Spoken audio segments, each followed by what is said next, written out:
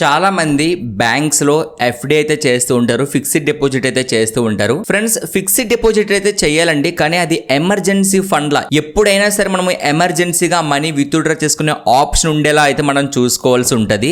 అంతేగాని fixed deposit ని investment ఆపర్చునిటీగా అయితే మీరు చూడకూడదు. మీరు అలా ఇన్వెస్ట్మెంట్ ఆపర్చునిటీ పాయింట్ ఆఫ్ వ్యూలో ఫిక్స్డ్ డిపాజిట్ చేస్తే మీరు ఎంత నష్టపోతున్నారో నేను మీకు ఇప్పుడు ఎక్స్ప్లెయిన్ అయితే చేస్తాను. ఫ్రెండ్స్, ముందుగా మీకు ఇది క్లారిటీ రావాలంటే ఇన్ఫ్లేషన్ కోసం తెలియాలి. ఇన్ఫ్లేషన్ అంటే తెలుసు కదా, ద్రవ్యోల్బణం. ప్రతి ఇయర్ కూడా ఫర్ ఎగ్జాంపుల్గా ఈరోజు మీరు ఒక వస్తువుని 100 రూపాయలు కొన్నారనుకోండి, ఇన్ఫ్లేషన్ 6% ఉంటే నెక్స్ట్ ఇయర్కి దాని కాస్ట్ ఎంత అవుతుంది? 106 రూపీస్ అవుతుంది. ఇన్ఫ్లేషన్ 7% అయితే 107 రూపీస్ అవుతుంది. సో ఇన్ఫ్లేషన్ పెరుగుతూ ఉన్నప్పుడు వస్తువుల మీద కాస్ట్ కూడా పెరుగుతూ ఉంటుంది. ఇది మీకు తెలుసు కదా. అండ్ సెకండ్, మీరు తెలుసుకోవాల్సింది ఫిక్స్డ్ డిపాజిట్ చేసేటప్పుడు ట్యాక్స్కి సంబంధించిన ఒక రియాలిటీ అయితే తెలుసుకోవాలి. మీరు మీ ట్యాక్స్ స్లాబ్ అనేది 30% ఉందనుకోండి, 30% స్లాబ్లో మీరు ఉంటే మాత్రం మీరు 2.1% ట్యాక్స్ అనేది మీరు ఫిక్స్డ్ డిపాజిట్ చేస్తే పే చేయాలి. ఇప్పుడు మీరు ఫిక్స్డ్ డిపాజిట్ చేసుకునేటప్పుడు రిటర్న్స్ 7% అన్నారనుకోండి, ఇప్పుడు 7% నుంచి ముందుగా మీరు 2.1% అయితే తీసేయండి, ఎందుకంటే ట్యాక్స్ అక్కడ పోతుంది కదా. సో ఇప్పుడు ఎంత ఉంది? 5% ఉంది. మనం ఇంతకు ముందు మాట్లాడుకున్నాం ఇన్ఫ్లేషన్ 6% అని. సో ఇన్ఫ్లేషన్ అక్కడ 6% ఉంది, మీకు రిటర్న్స్ 5% వస్తున్నాయి.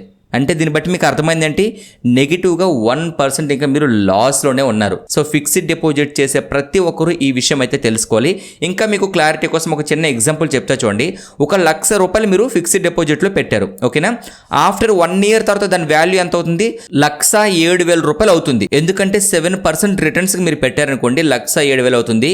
ట్యాక్స్ తర్వాత అంటే మీకు ఆల్రెడీ చెప్పాను కదా, 2% ట్యాక్స్ పోయిన తర్వాత 1,05,000 మిగులుతుంది. కానీ ఇక్కడ మనం గుర్తుపెట్టుకోవాల్సింది ఏంటంటే ఇన్ఫ్లేషన్ కూడా సేమ్ గూడ్స్ కాస్ట్ మనం చూసుకుంటే 1,06,000 అవుతుంది. సో ఫైనల్గా చూసుకుంటే 1,000 రూపీస్ మీరే లాస్లో ఉన్నారు. సో ఫిక్స్డ్ డిపాజిట్ చేసిన ప్రతి ఒక్కరు ఈ రియాలిటీ అర్థం చేసుకోండి. ఇన్ఫ్లేషన్ చాలా ఇంపార్టెంట్. ఇన్ఫ్లేషన్ని బీట్ చేసేలా మీ యొక్క ఇన్వెస్ట్మెంట్ ఉండాలి. అలా ఎక్కడైనా సరే 12%, 15% మినిమం రిటర్న్స్ వచ్చే ప్లేస్ ఏదైనా స్టాక్ మార్కెట్ అవ్వచ్చు, మీకు మంచి నాలెడ్జ్ ఎక్కడున్నా సరే అక్కడే ఇన్వెస్ట్మెంట్ చేయడానికి ప్రయత్నించండి. అండ్ ఫ్రెండ్స్, ఇలాంటి ఇన్ఫర్మేషన్ కోసం ప్రతి ఒక్కరూ మన ఛానల్ని సబ్స్క్రైబ్ చేయండి.